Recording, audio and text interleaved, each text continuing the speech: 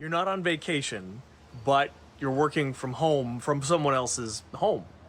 Yeah. The work from home trend may be taking its next turn.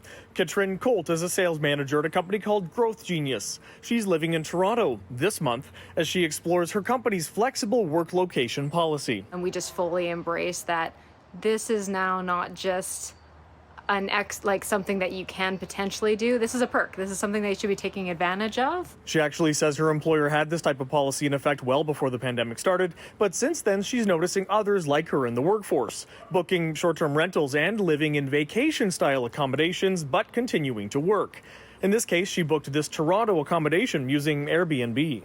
Now you're on a meeting right now, at least it looks like it. Are your coworkers cool that you're talking to me instead of talking to them? Yeah, we talked about it in advance. They know that we have a special guest, but so we do all our meetings over Zoom. Can you show me, kind of take me on a tour of your workspaces out here in the backyard? Sure, yeah. So, again, this is my standing desk here. Otherwise, I have been taking the old laptop and then I'll just kind of chill on the couch here. This is mostly for internal meetings. External meetings have a little bit better posture. Otherwise, I take it inside and that's where I'm kind of dinner table. We reached out to both Airbnb and Vrbo for some perspective on how many people are doing something similar.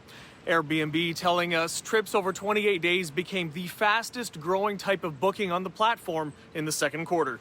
That says a lot about just the trend of what's happening in the travel market there, that people are looking to book things for longer periods to do that mix of leisure and travel and business potentially. At the same time, Michael Holinsky, an assistant prof at Ryerson's Ted Rogers School of Management, says the trend is an interesting way for employees to redefine their work-home boundaries.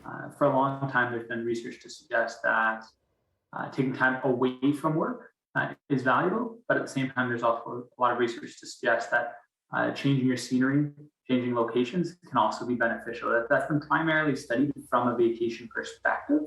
However, we've known over the past decade, 2 decades, that working outside of your house and from another location like a coffee shop can provide value because you're creating some separation, not necessarily from your work boundaries, but you're creating separation from your personal home boundaries. Katrin so far saying it works for her, and as long as management and staff trust each other, the policy could work in many more workplaces. You're going to get your work done, you're going to show up on time, you're going to be available. For City News, I'm David Zura.